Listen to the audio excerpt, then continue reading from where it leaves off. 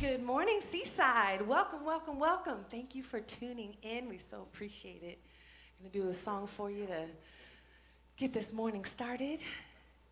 And it's one that I wrote a couple months ago, at some point during this whole pandemic.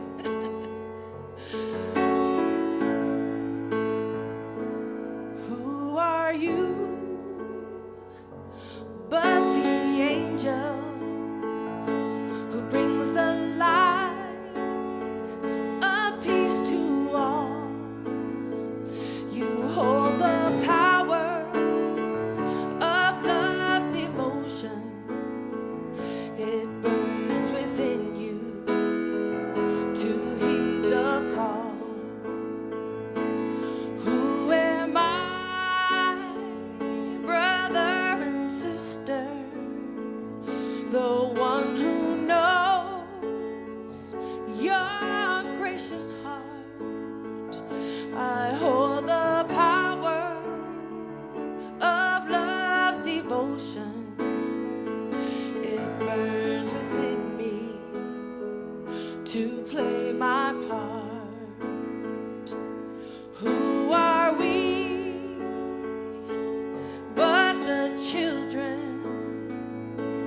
of the one God divine?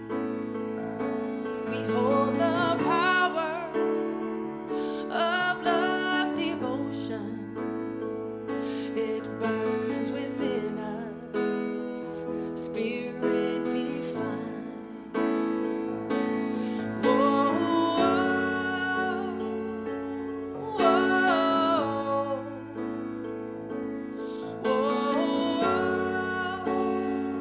whoa. We hold the power of love's devotion. It burns within us, spirit divine.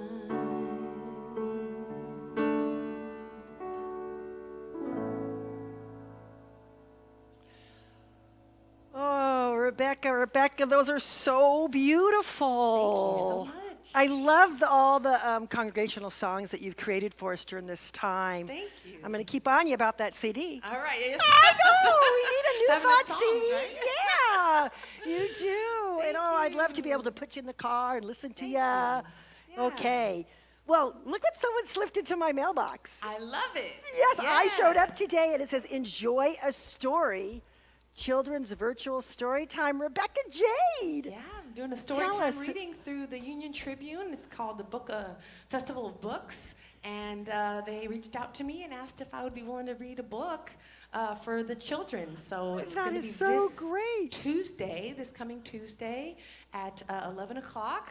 And I'll be sharing an invite on my Facebook page as well. Okay, But we'll I'm put it sure on it'll be Seaside too. Yeah, thank Yeah. you. And I'm sure it'll be on the Union Tribune's page, or just type in Festival of Books and it should come up. But yeah, I'm That really is excited. so I've never done this great. before. Something so. for the kids. So great. That's this Tuesday. And then 2 more weeks we have to wait for your next house Yes, concert? I'm going to do another Okay. house live stream concert on 2 Saturdays.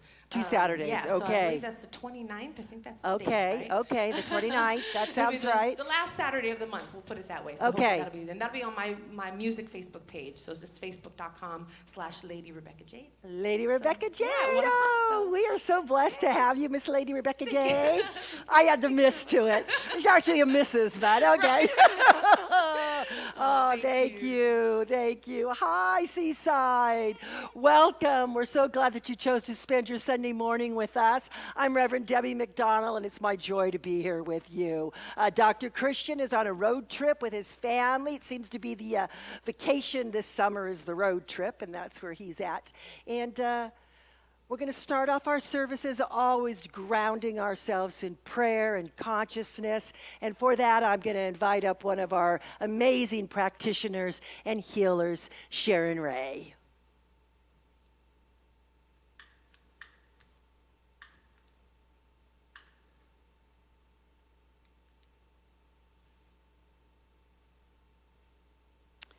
So it is my joy and honor to light that candle, which represents the consciousness, the truth that each practitioner here and each minister here holds for all of us here at Seaside, just holding that high watch of knowing as we move through these beautiful and yet challenging times. And please join me into the stillness.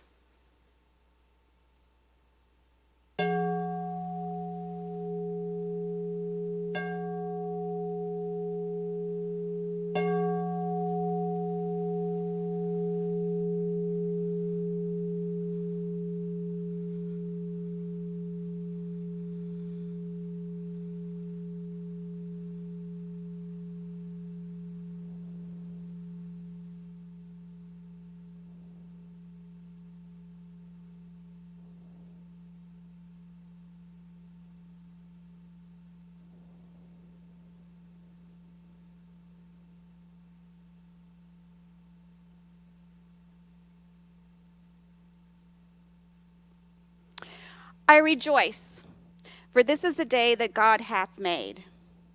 I rejoice in its allness, its fullness, its perfection. I rejoice, for I know that everything that I need and everything that you need has already been called forward. It has already been given. For I know that it is God's good pleasure to give us the kingdom.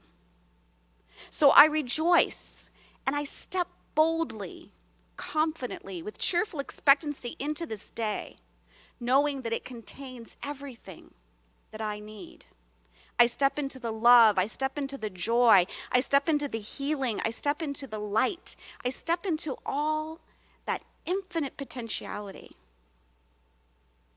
And I let go. I let go of any fear, any old patterning, any disappointment of yesterday. I step into this day. For I know that the activity that takes place right here, right now, is a greater ability to receive it and to allow it. So I open. I open to this day. I open to the blessings of it. I open to the power of it. I rejoice, for this is the day that God hath made.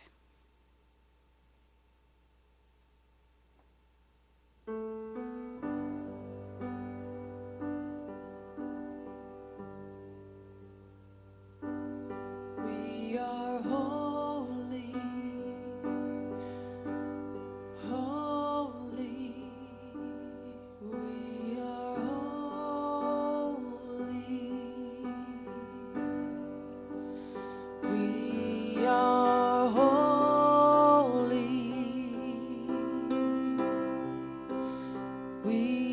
are whole. We are holy. We are holy. We are holy.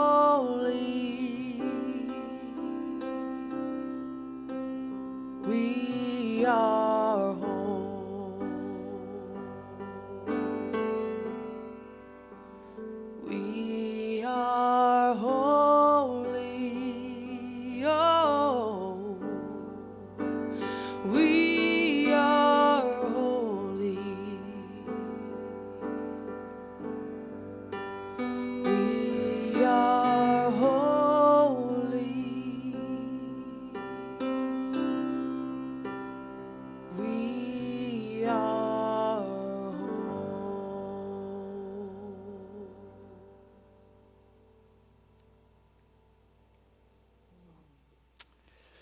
We are. We are whole. You know, and in this time of COVID, maybe it doesn't seem like we're whole, but we are. How are y'all holding up? It's been, a crazy 6 months, that's for sure. And I want to assure you that we are here for you. Seaside is here. We are in the office still, a few of us in our individual offices. So feel free to call, send in a prayer request, and let us know how you're doing. We're here Monday through Thursday, so call and just say hi. School's starting. Oh, God bless you to your parents that have school going on. I'm sort of grateful I'm in between, grown children and grandchildren. I don't have that going on yet, but so many of you are setting up classrooms at your house, and I know some of the kids have already gone back to online learning, and some are starting next week. So we hold you all in prayer as you're moving into yet another school year with this kind of weird stuff that's going on. So glad that you're here. So glad that you're taking the time to reconnect with Spirit, to fill yourself up today. Glad to have you. I'm going to invite Sharon up to the stage to do a spiritual reading for us. Hello. So the reading that I chose today is a book called This Time I Dance by Tama Keeves. She is a Harvard honors graduate, law graduate, who left her practice in order to pursue a writing career. And so to set this passage up that I'm reading from her book is that she has just walked into a bookstore and she's been writing this book, and someone else has written her book, and it's sitting right there on the shelf. I flew out of the bookstore and to my apartment, slammed the door, threw myself onto my bed, wondering if I could fall asleep for the next few centuries and make all of life go away. I felt this fish hook in my heart, a question mark I had to face and answer. Should I continue writing my book? Of course I should. Of course. My mind scrambled for positive ways to see the situation. Okay, I don't have to assume a negative outcome. What if work purpose was the hottest issue of the decade and the market couldn't buy enough writing on the subject? Or what if writing this book simply provided a stepping stone to another book or career or layer of nirvana I couldn't yet imagine? And remember writing for the sweetness and healing it offered in the moment? Yeah, all true. But oh, so much costume jewelry from over the counter. I needed a sapphire from the quarry of my soul. So I wrote wildly in my journal, big, loopy, desperate sentences. What's my choice here? Not do the only thing I want to do with my life? And if so, why? Because I saw another book on my topic, and now I don't believe that Oprah would beam me onto her show? Did outcome even matter? Then an even bigger question came swooping in like the gust of wind that pushes the wildflowers in the meadows to their thin, green knees. What about the outcome of giving up, dying inside, denying my insides. Then I began to write one word in my journal over and over again. Trust. Trust. Trust. Trust.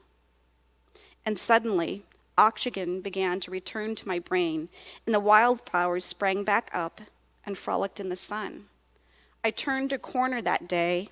I hit what I called the must level. The last marble of wariness had rolled away. I had to trust. Only trust would let me move on. I felt like I was on some kind of train speeding 100 miles an hour, and I just couldn't get off now. I couldn't pull the brake cord or ask the conductor to slow down and pull over. I didn't want to stop. I didn't want to go back. This journey had already taken me through landscapes of the heart I'd never known before. My old life of black and white had swooped into prisms of color and light. It just didn't make sense to believe that everything had gone this right only to go sideways now. I would write my book. I would stop second-guessing the wisdom of a wisdom that had carried me further than anything ever had. Several years later, I attended an evening lecture at a local university featuring the poet and diva of dignity, Maya Angelou. Miss Angelou said countless jaw-dropping things that evening, but I remember most her talking about her own decision to trust at a difficult time in her life.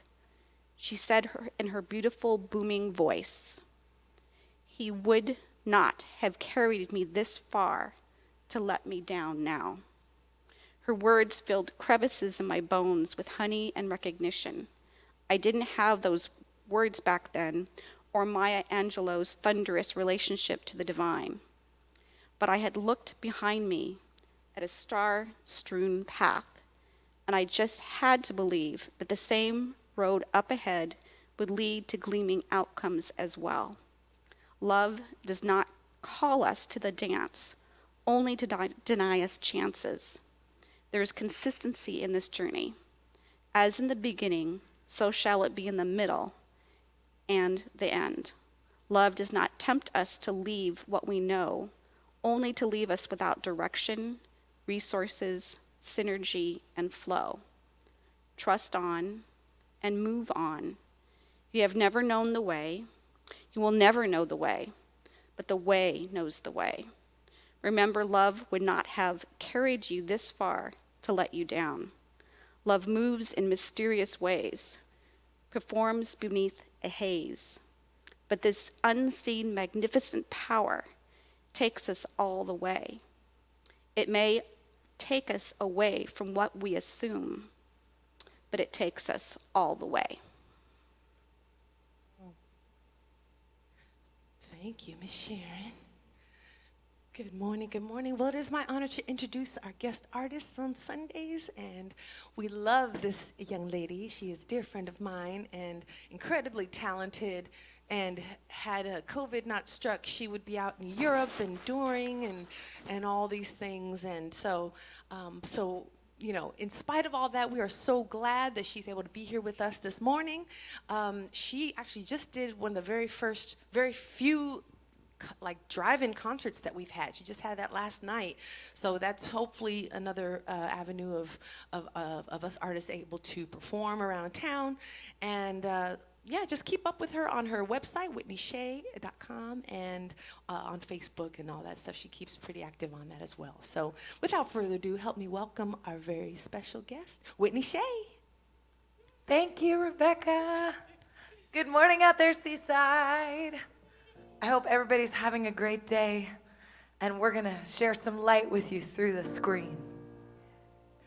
This little light of mine, I'm gonna let it shine. This little light of mine, I'm gonna let it shine.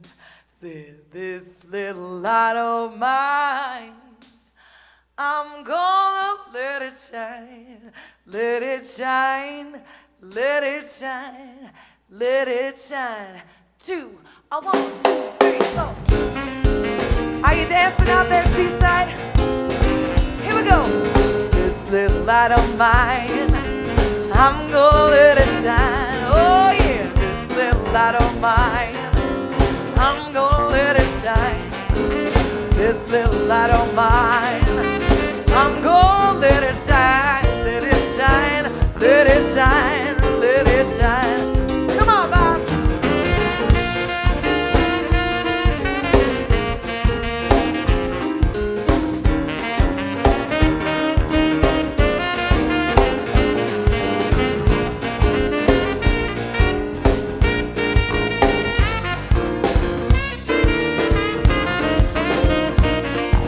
How about it, Mac?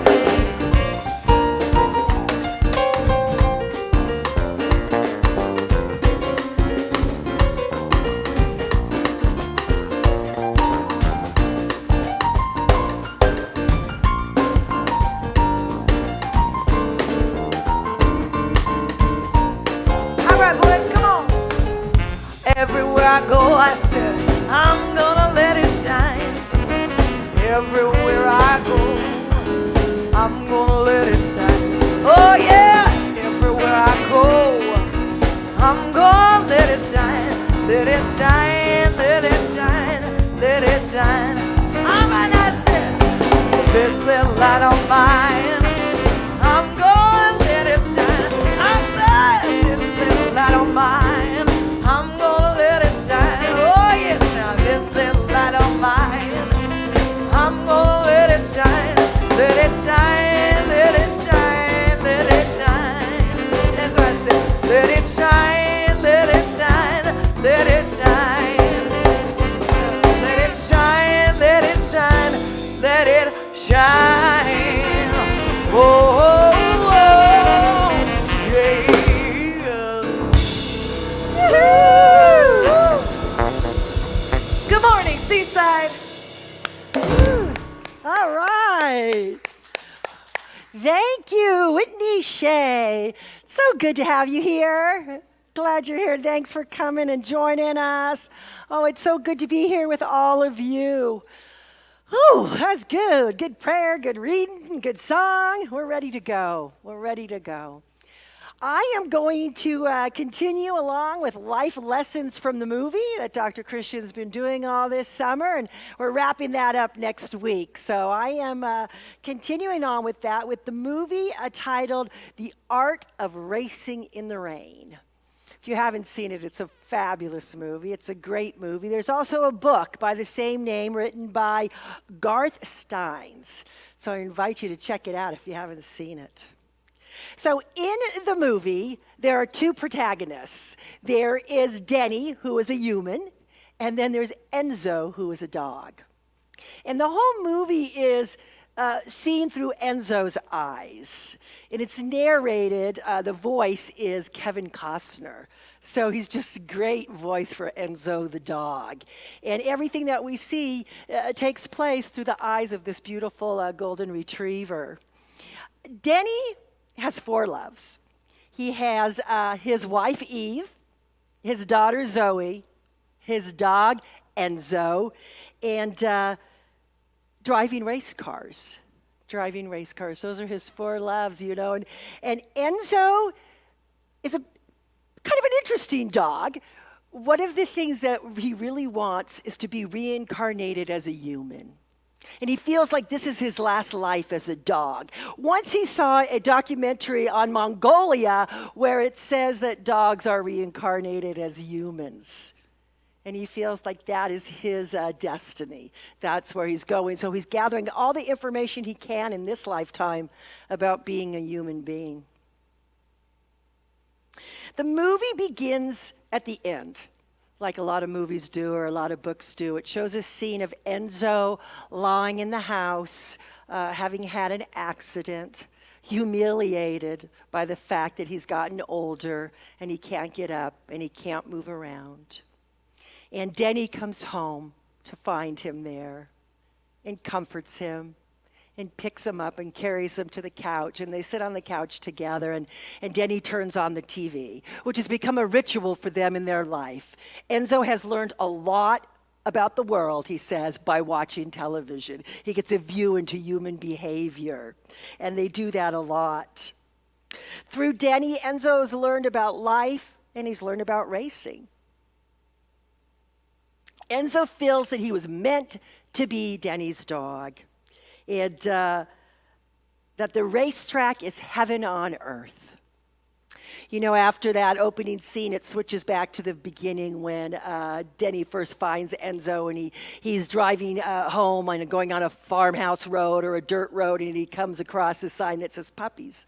And he pops in, and he looks at the litter, and Enzo's there, a little tiny puppy, and they connect. You know, have you ever done that with an animal or a person when you just connect? And they know that they're meant to be together. And so Denny adopts Enzo and brings him home. And Enzo, by the way, is the name, he's named after Enzo Ferrari, who was an Italian race car driver and the founder of the Ferrari cars. So that's how Enzo got his name, Denny being a race car driver. You know, and for a long time, it's just the two of them. It's just Enzo and Denny, and Denny takes Enzo everywhere with him. He takes him to the track with him. He takes him to the races with him, you know, and they just pal along everywhere together. You know, Denny has a particular skill. His skill is that he's excellent at driving in the rain. That he is known for being able to take those corners in the rain, and he's known for being able to drive in the rain. And they use these great metaphors throughout the movie for life and driving a race car and taking the turns and going on the straightaways and all this great stuff. And there's really, I think, these really great metaphysical quotes. So here's a couple of them. So the best drivers focus only on the present, never dwelling on the past and never committing to the future. Now, what does that sound like, right? The moment of creation is now, not in the past, not in the future. We can't do anything about what's already passed. We can't do anything about what's down the road, but what we can do is we can create right now in this moment. Our job is to stay focused in that moment. Enzo learns about balance, anticipation, and patience from Denny. The car goes where your eyes go, is what Denny says. The car goes where your eyes go. What we focus on, we create, right? What are we looking at? What are we focusing on? Where are our eyes going, right? The car goes where your eyes go. No race was ever won on the first corner, but many have been lost there, right? How often have we given up on that first corner where if we had just stayed focused on our vision, we would have gotten to our goal, right? Do we give up at the first bump? Do we give up at the first little sign that, oh, it may not be working? Or do we persevere? One day they're at the grocery store and doing their regular shopping, and Denny meets Eve. Now, Enzo's not too thrilled about this. He's trying to separate them. He's trying to get Denny away from this creature. He can't understand why it is that Denny's so attracted to this woman. You know, like, we don't need her. But Denny does continue to pursue, and it invites her to join him that evening at a gig that some of his friends are playing at. And she agrees to meet him there. And the rest is history. They fall in love, you know, and they're together all the time. And at one point, Eve asks Enzo, is it okay if I love him too? And Enzo, through the narrator's voice, says, as if I had a choice. Right, as if I had a choice. So he knows he's stuck with Eve now, and Eve's part of their life. And Eve and Denny get married, and they get married in this big, beautiful home in her parents' home. And her parents are quite wealthy, and they have this giant kind of mansion-like home. And Enzo is allowed to be there. He's the ring bearer, but he says he's on his best behavior, you know. And we learn early on that Maxwell and Trish, who are Eve's parents, don't really approve of Denny. And Enzo says that's one of the great things about being a dog. You know, you can hang out and eavesdrop and nobody really thinks too much about it, right? Because it's just the dog. But we learn that Maxwell Particularly, Eve's father does not really think Denny is a suitable husband for his daughter. Of course, he's not making enough money. He's a race car driver after all, and it's a very, reckless kind of career, and he could be killed. And so the dad makes no bones about letting him know how he feels about Denny. And for Enzo, there's just a lot of changes. They move out of Denny's condominium where they've lived forever, and they buy a house, and they move in with Eve, and they're all living together. And he sort of misses just that bro time, just him and Denny hanging out. And now they've got this woman involved. And Denny starts to work a lot, now he's a husband and feels like he has to make more money, so he takes all the races he can, so he's gone a lot, and he teaches also race car driving, so he's teaching a lot, and Enzo finds himself home a lot with Eve, just the two of them, and they find a way. They find a way to forge their own relationship, but then Enzo starts to notice this aura, he says, about Eve, and what is it? And lo and behold, she's pregnant, right? And Enzo had sensed that. He had known that something had changed. And then he became very protective. Then he became very protective of Eve and the baby and making sure that they were okay. Then one Christmas day before the baby was born, they get a phone call. And Eve hands the phone to Denny, and he's like, on Christmas Day, and it's Penske Cars calling to see if he can be a driver for the Daytona, for the 24-hour Daytona race. And one of their drivers has had to back out, so they have a spot for a driver. And of course, Denny's dream is to be a Formula One race car driver, so he's very excited about it. But the Daytona is the end of January, and the baby's due the beginning of February. So he goes to Eve and tells her, about it, and she right away, it's your dream. You have to do it. I'll be okay. She says, when have I ever been early for anything? Right? Well, you guessed it. The baby comes early, right? The baby comes on the day of the Daytona. So Denny is driving, and the midwives, she wanted to deliver at home. The midwives are delivering the baby, and Enzo is watching because he's in charge, right? He's at home, and he's in charge. And the baby is born, and the midwives try to shoo him out of the room. And Eve says, no, let him come over. And she introduces him to Zoe, and his heart melts. And now he knows he has a protector. And he has such pride as Zoe grows, and she tells people that Enzo is her big brother. And he just thinks that's great, right? And he says, I act like a clown, and I jump around, and I entertain her, and I catch the ball, and I do all these things. But he just loves this little girl. And Denny gets home the next day, and they have some beautiful, beautiful years together. And then the movie fast forwards to Zoe's 7th birthday. And Denny is still working a lot. He still hasn't made it his dream. He still hasn't got to that place where he wants to be as a race car driver. And he's starting to be discouraged. Like, maybe it's time to give up on this. Maybe it's time to give up. I've been doing this all these years, and I'm not really where I want to be. And he gets a call to drive at Laguna Seca, which, interesting to me, I drove past Laguna Seca in Monterey every day to go to work. It's a big racetrack up there. It's a big car community. And he's thinking, I don't know if I should do it. Maybe it's time to change paths. And he's working one day, and Eve's taking care of Enzo. And she leans down to feed him his dog food, puts it in the dog bowl, and as she leans down, Enzo notices an odor coming from Eve.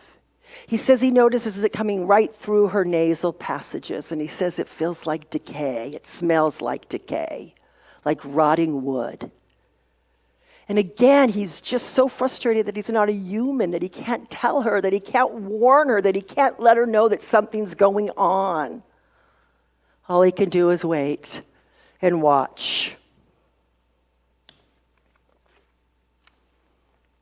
Danny returns home late one evening, and he sees Eve watching his old race films, which is something they do a lot. They sit and they watch, and that's one of the things that a race car driver does. They say they can't reflect while they're racing, but they do the reflection later on.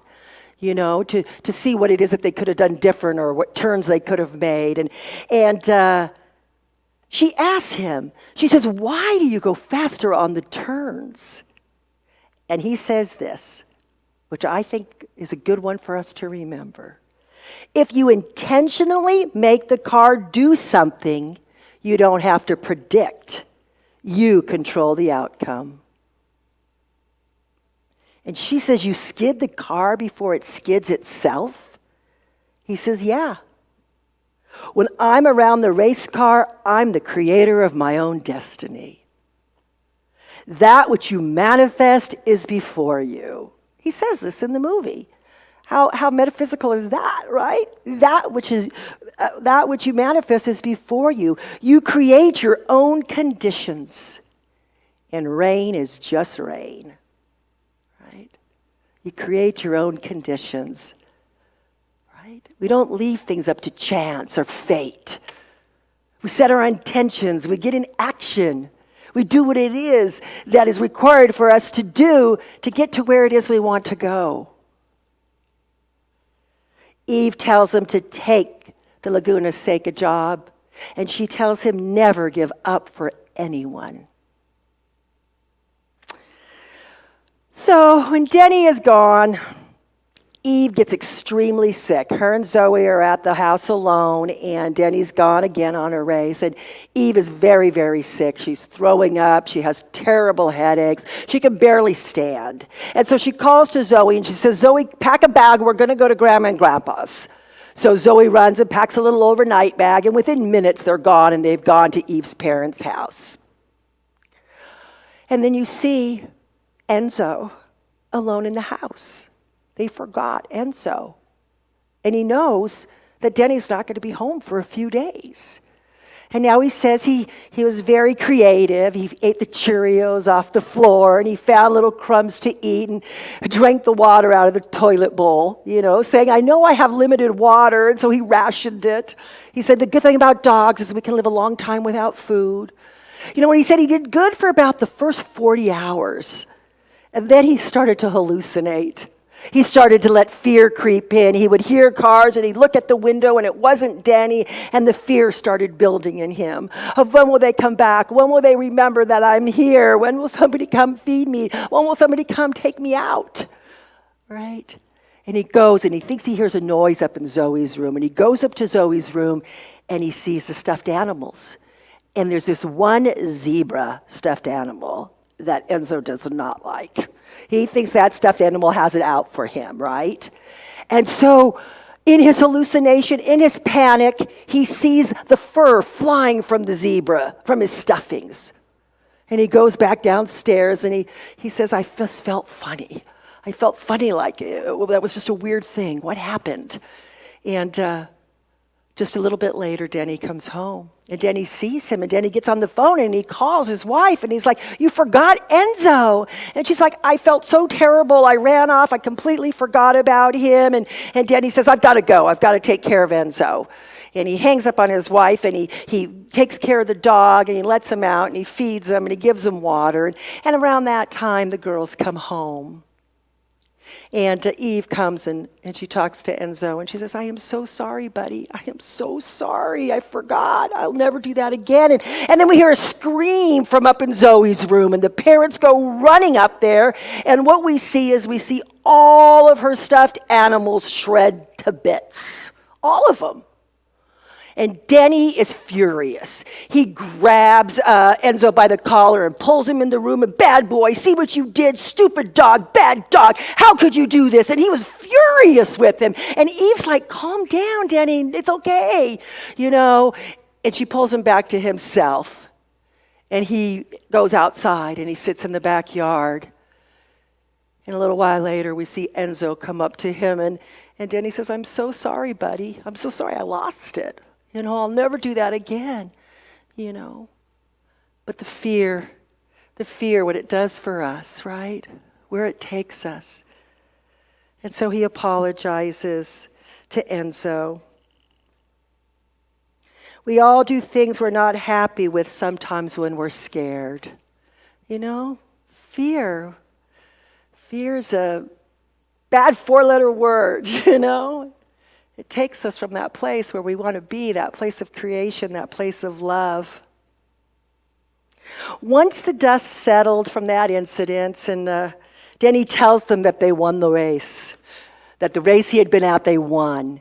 And the girls are so excited for him, and they decide they're going to go on a family trip. They're going to take the whole summer, and they're going to travel together and go to the racetracks together, and they're all going to be together. They're very excited about that, and they're making plans. And Denny, this is one of the quotes that's in the movie at this time.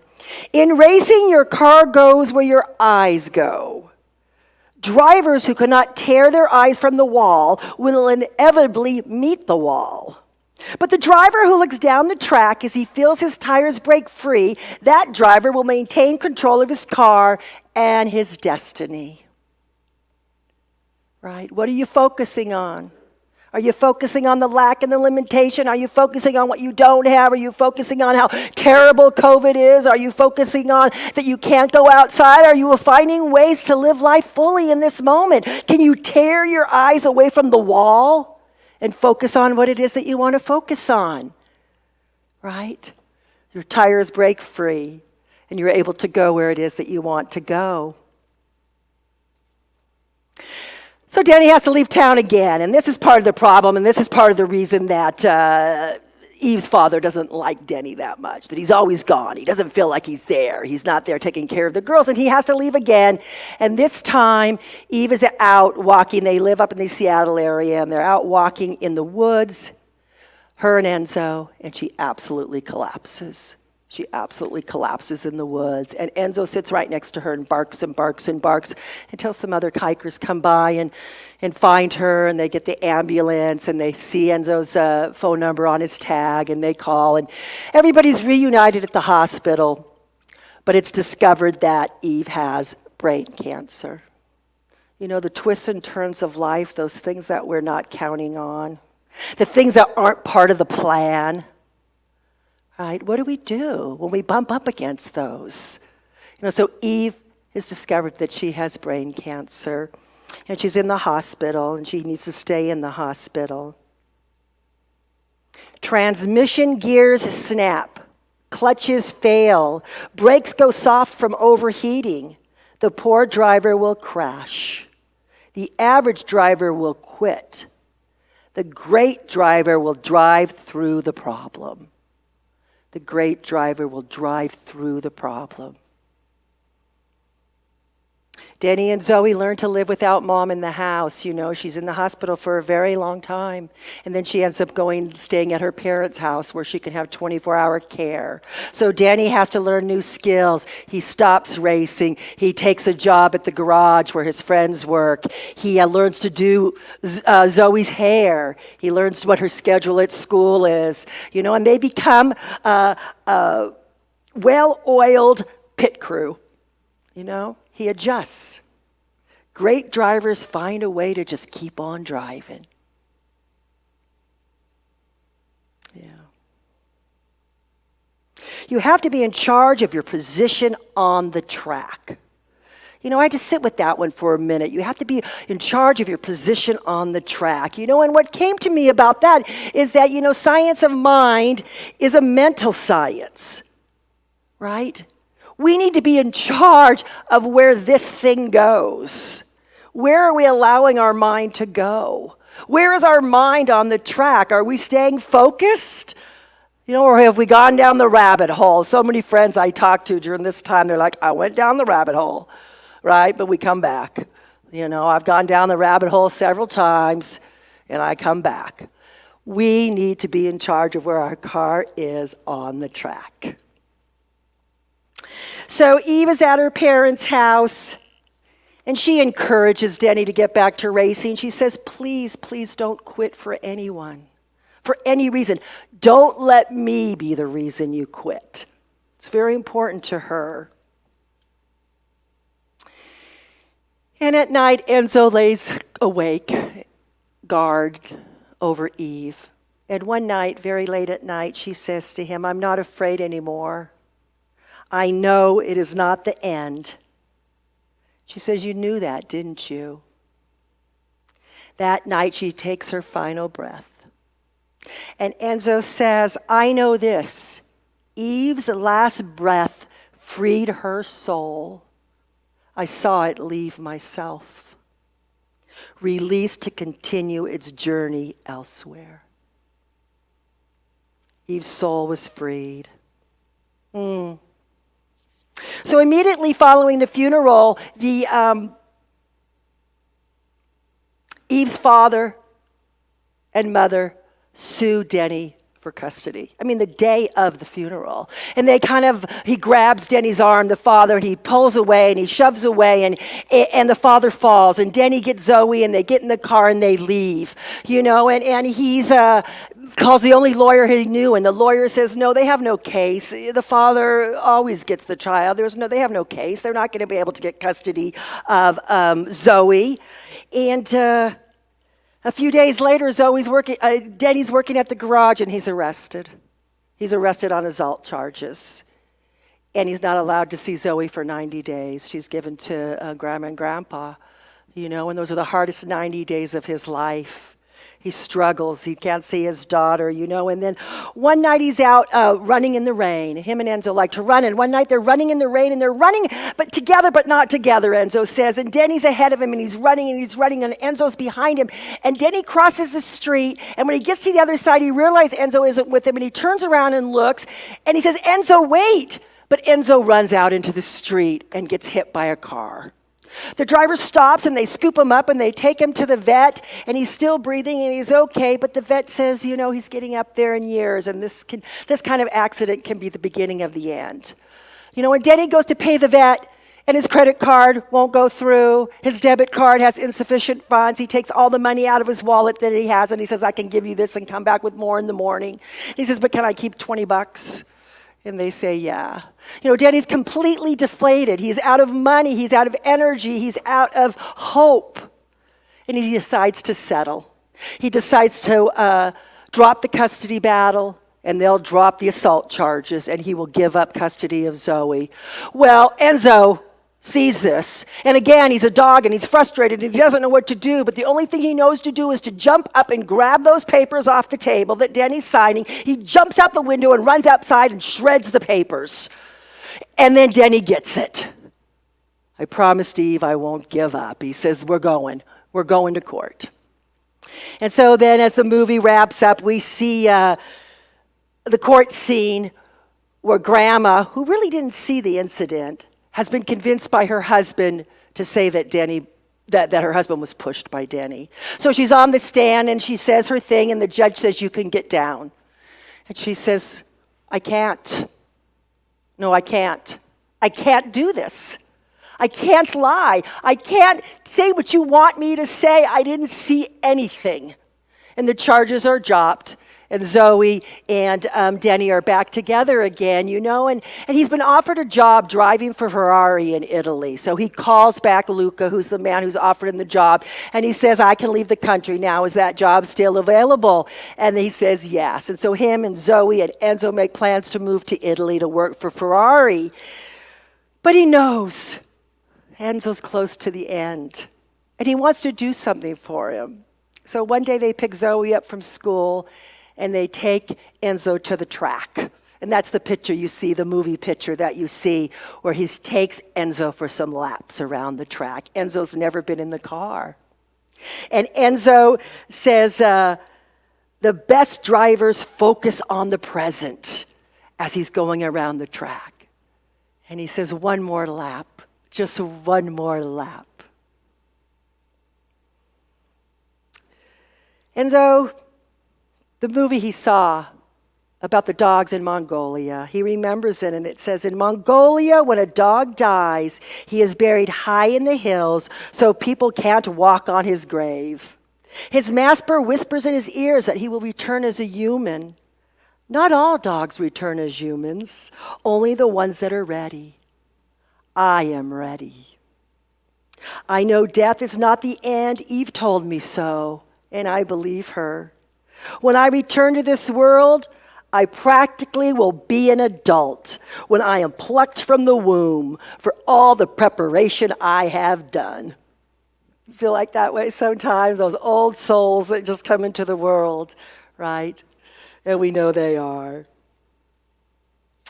And then the movie flashes to the ending. It's 8 years in the future, and Eve's a teenager, 15, 16, or not Eve, Zoe is a teenager. And they're living in Italy, and her father's working for Ferrari. And she drives up in a kind of a go-kart with two of his biggest fans, she says. And she says, Dad, I want you to meet these fans. And it's an Italian man and his son, and they're speaking in Italian, and they speak some Italian. And he says he'd like your autograph. He thinks you're the greatest driver ever, this man's son. And he watches you, and he's fascinated by you. And could you sign an autograph for him? And Danny says, sure. What's his name?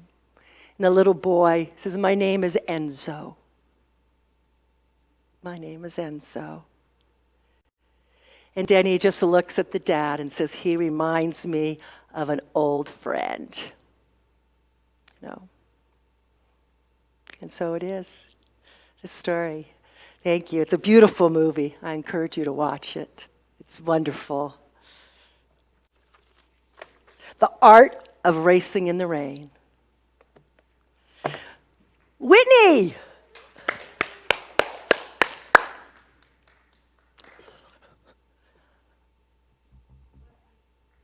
What a beautiful story. Well, I'd like to share a short story with you before we do this next song. So, as we've talked about, artists and everyone is learning to adapt during this pandemic. And early on, my songwriting partner and I were talking, and we all go through days where we're having a hard time. And one day he's just like, I had to write this song, and I had to kind of do something to say thank you to all the wonderful first responders that were out there, especially early on in the pandemic. So we wrote this song, and during the quarantine, we recorded this in place, and we got Rebecca to sing on this one as well. And so it's a beautiful original song that came about. You can go on YouTube and look at the video. It's all video and pictures of first responders, nurses, firefighters working during the pandemic. And it was a song that was recorded in place with musicians from Brazil, the UK, here in San Diego, Los Angeles, all over the world. And this song is called You're Not Alone.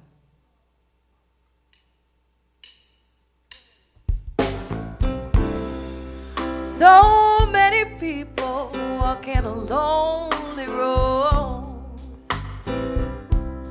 passing through this curtain without a hand to hold.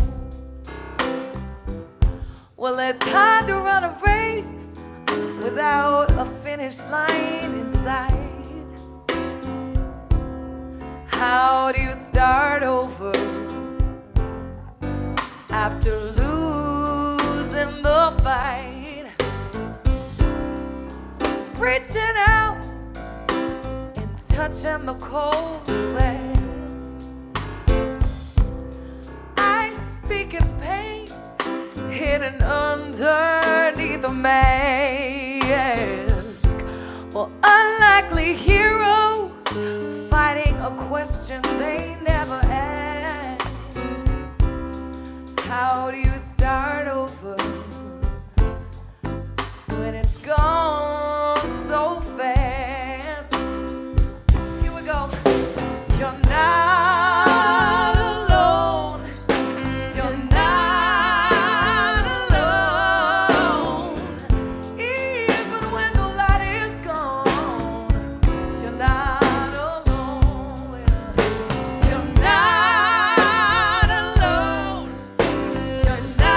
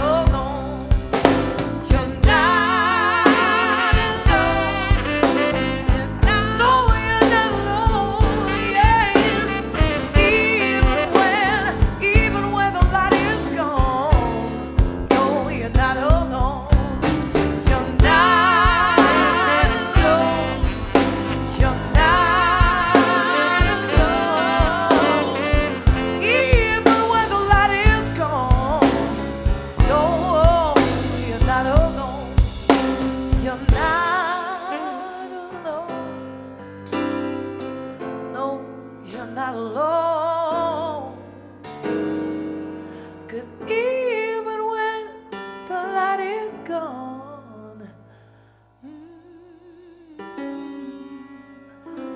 no, no, you're not, no, you're not alone.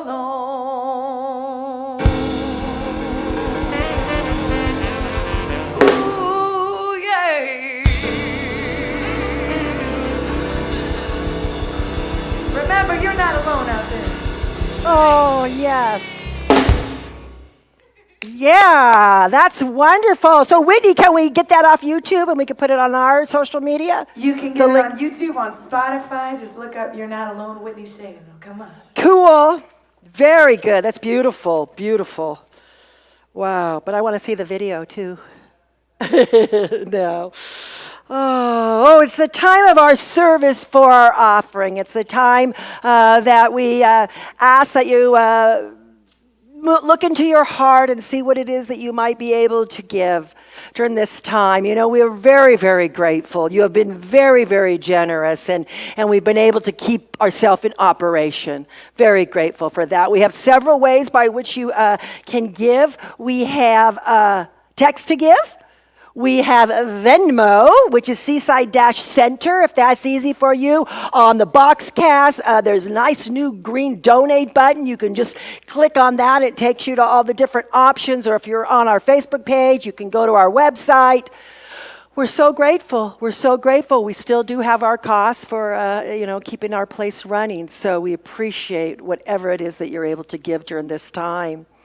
And what I'd like to do right now is I would like to pray, and then we will do our affirmation, abundance affirmation together. So just turning within, knowing that Seaside is absolutely sourced to do all the work that it's been called to do in the world. I'm knowing that there's a divine flow, an absolute abundance moving in, through, and as Seaside now. I'm knowing that each and every individual that gives to Seaside, it returns back into their life tenfold. Knowing that the law of reciprocity is a law that cannot be outgiven, that it is the absolute truth of the metaphysical world, knowing that as we give, we receive. It's certainly not the reason to give, but it opens up the pipes, it opens up the coffers, and allows the divine good to flow in. It's with a sense of joy and gratitude that I just let it be. So it is. And together let us say, Spirit continues to bless my world. Gratefully, I live as the giving expression of Spirit, opening the floodgates of the affluent flow of greater good as my life now. Our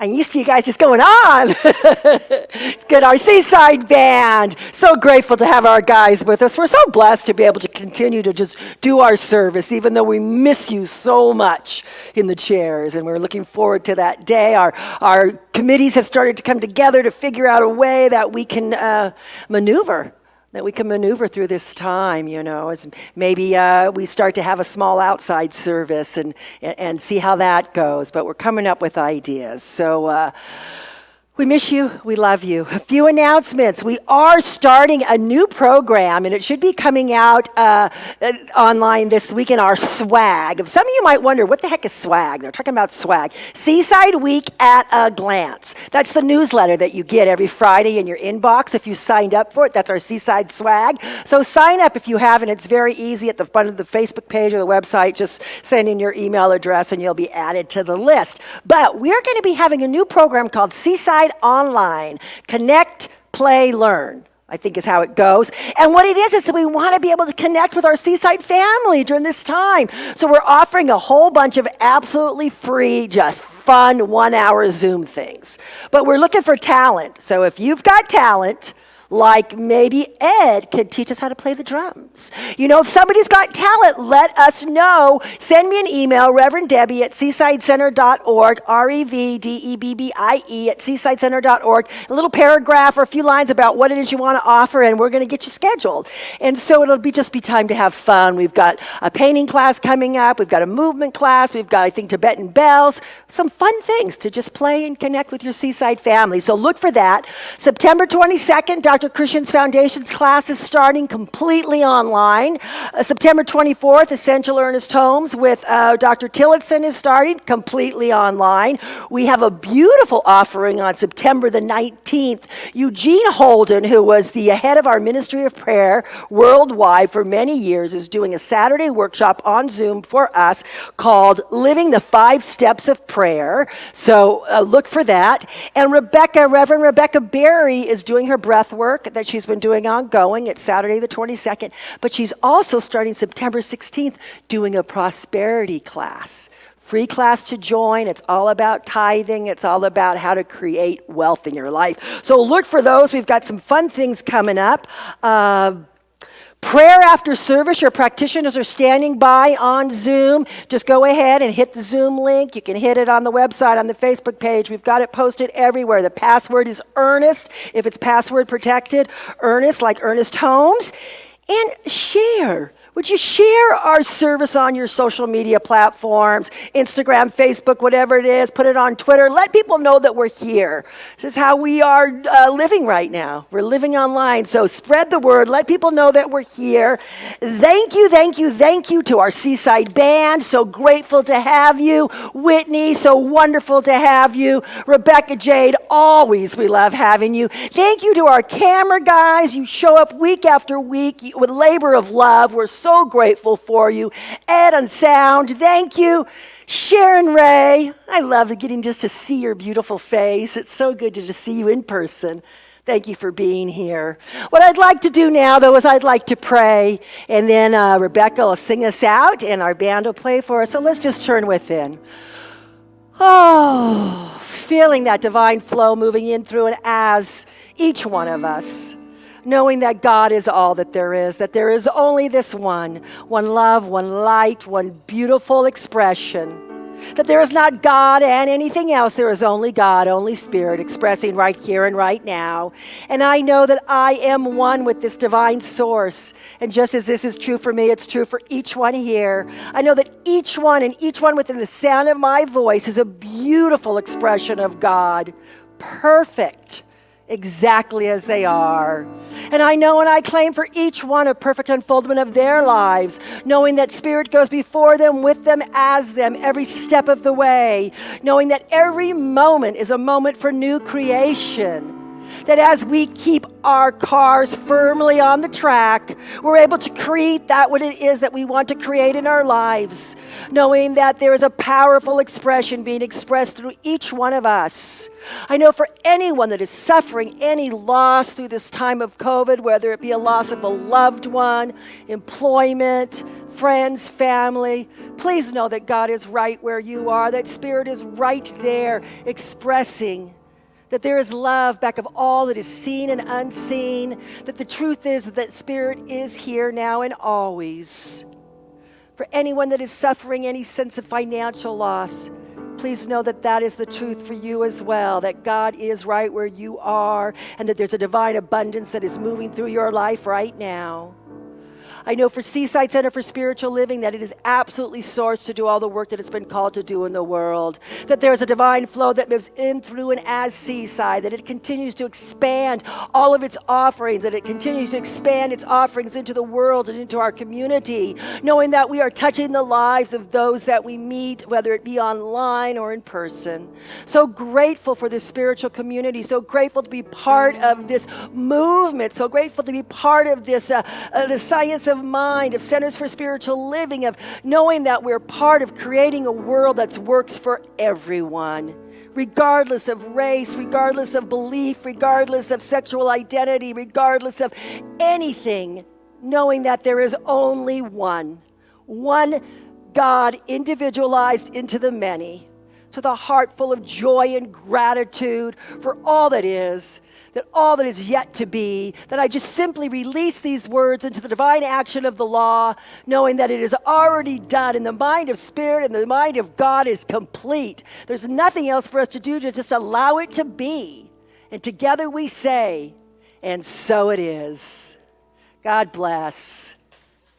There was a time in my life I thought I had to do it all for myself.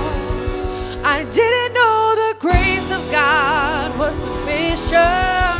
I didn't know the love of God was at hand. But now I can say, if you are discouraged, struggling just to make it through another day, you've got to let go, yeah. And this is what you have to say. I release and I let go. I let the Spirit run my life, and my heart is open wide. Yes, I'm only here for God. So no more struggle, no more strife. With my faith I see the light. I am free in the Spirit. Yes, I'm only here for God. So I release and I let go. I let the Spirit run my life, and my heart is open wide. Yes, I'm only here for God. So no more struggle, no more strife. With my faith I see the light. I am free in the Spirit. Yes, I'm only here for God. Wherever you are, sing it with us. I release and I let go. I let the Spirit run my life, and my heart is open wide. Yes, I'm only here for God. So no more struggle, no more strife. With my faith I see the light. I am free in the Spirit. Yes, I'm only here for God.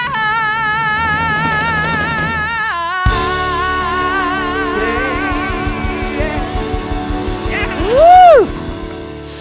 Okay, our affirmation for this week is, I am on course for my greatest good. Let's say it one more time. I am on course for my greatest good. And so it is. God bless you. Have a great week. Our Seaside Band.